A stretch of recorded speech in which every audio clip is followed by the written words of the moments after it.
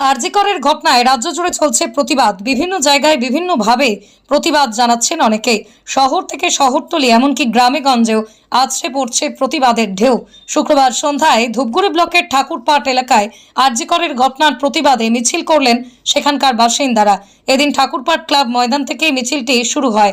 এরপরই নিরঞ্জন পাট ফণির মাঠ হয়ে প্রায় 3 কিলোমিটার রাস্তা ঘুরে ফের ঠাকুরপাট ক্লাবের মাঠে এসে শেষ হয়। এদিন ঠাকুরপাট নাগরিকবৃন্দের মিছিল থেকে আরজি করের ঘটনায় দোষীদের দ্রুত শাস্তির দাবি জানানো হয়। এদিন এই প্রতিবাদ মিছিল প্রচুর মানুষ পা মেলান। সবশেষে ঠাকুরপাট ক্লাব ময়দানে মৃত চিকিৎসকের আত্মার শান্তি কামনায় 1 মিনিট নীরবতা পালন করা হয়। হসপিটালে অমানবিক ঘটনা ঘটে এবং একজন ডাক্তারকে খুন করা হয়, তার প্রতিবাদে আজকে ঠাকুরপাটের নাগরিক কমিটির পক্ষ থেকে মিছিল সংগঠিত করেছি। আমরা এটা লক্ষ্য করেছি সারা রাজ্যব্যাপী মহিলাদের নিরাপত্তার ক্ষেত্রে অনেক ঘাটতি তৈরি হয়েছে। গ্রামে গ্রামে এসব অনেক ঘটনা ঘটে, কিন্তু কলকাতা শহরের মতো জায়গায় একজন ডাক্তারের প্রাণ চলে যায় এবং প্রশাসনের পক্ষ থেকে তাকে আত্মহত্যা বলে চালানোর চেষ্টা করা হয়। আমরা তার প্রতিবাদ করছি। আমরা চাচ্ছি সঠিকভাবে বিচার হোক এবং এই বিচারে যারা করছি তাদেরকে শাস্তি দেওয়া হোক। এর দাবিতে এতদিন অবধি শহরের বিভিন্ন জায়গায় মায়েরা রাস্তায় নেমেছে। আজকে সেখানে দাঁড়িয়ে থেকে অত্যন্ত গ্রামের মায়েরা ছাত্রীরা তারা নিরাপত্তার কারণে রাজ্যের নিরাপত্তার কারণে তারা আজকে রাস্তায় নেমেছে।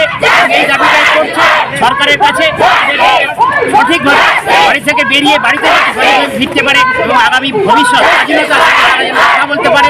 তাদের চাকরি জীবন থেকে শুরু করে সর্বত্রই তারা যেন তাদের অধিকার মান সম্মান নিয়ে থাকতে পারে। এই দাবি নিয়ে আজকে আমরা ঠাকুরপাট থেকে এখানে সমস্ত স্তরের মানুষের সহযোগিতা সংগঠিত করেছি। রাজ্যের মুখ্যমন্ত্রী একজন মহিলা সেখানে এই নিরাপত্তা নারীর কেন আটোসাটো? এই আমরা লক্ষ্য করেছি দীর্ঘদিন ধরে রাজ্যের যে সমাজে যে বিষয় আছে, সমাজের যে পুরনো একটা ঘটনা আছে সেটাকে আড়াল করার জন্য তিনি বরাবরের নানা রকম কথাবার্তা বলে থাকেন। কখনো মেলাইন করার কথা বলেন, কখনো ছোট করার কথা বলেন, নানা রকম সমাজের ঘটনা বলেন। সবচেয়ে আশ্চর্যজনক ঘটনা হচ্ছে মায়েদের যখন আত্মসম্মান চলে যায় তখন তিনি টাকার কথা বলেন। এবারে এই ডাক্তার শুরু হয়ে গেল, তার ক্ষতিপূরণ বাবদ তিনি 10 লাখ টাকা দিয়েছেন, দেওয়ার কথা ঘোষণা করেছেন। এর আগে গ্রামে গ্রামে এলাকায় যখন এই ঘটনাগুলো ঘটত সেই সময় আমরা লক্ষ্য করেছি যে সেই সময় তিনি 25,000 টাকা 40,000 টাকা দিয়ে এটাকে মিনিমাইজ করার চেষ্টা করেছেন। সেই জায়গাটা বন্ধ করা আমি নেই।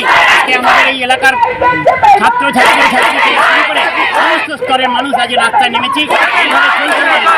এইভাবে চলতে পারে না। এইভাবে এই দাবি নিয়ে এই এলাকার মানুষের সহযোগিতায় কেন্দ্র এবং রাজ্য সরকার দৃষ্টি আকর্ষণ করতে চায় যে নারীর নিরাপত্তার দাবিটা, নারী বেঁচে থাকার যে স্বাধীনতা সেটাকে সঠিকভাবে রক্ষা করতে এই আন্দোলন কি আপনাদের কতদূর অবধি চলবে? এই আন্দোলন যতদিন না পর্যন্ত সঠিক বিচার হচ্ছে ততদিন পর্যন্ত না আমরা দেখতে পাচ্ছি এই ঘটনাটা একটা সমাধান রাস্তায় যাচ্ছে। না হলে এটা থেমে যাওয়ার বিষয় না। আমরা আরও এই আন্দোলনকে এগিয়ে নিয়ে যাওয়ার চেষ্টা করবো যাতে সঠিকভাবে তদন্ত হয়।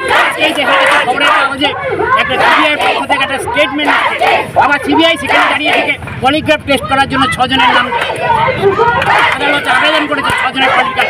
কিন্তু তার আগে তারা সিদ্ধান্ত দিয়েছে যে এটা গণধর্ষণ হয়নি।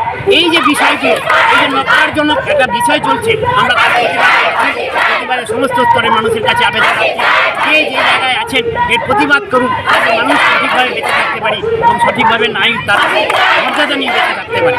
আপনার পরিচয়? আমি এই নাগরিক কমিটির এখানকার বাসিন্দা মুকুলেশ রায়।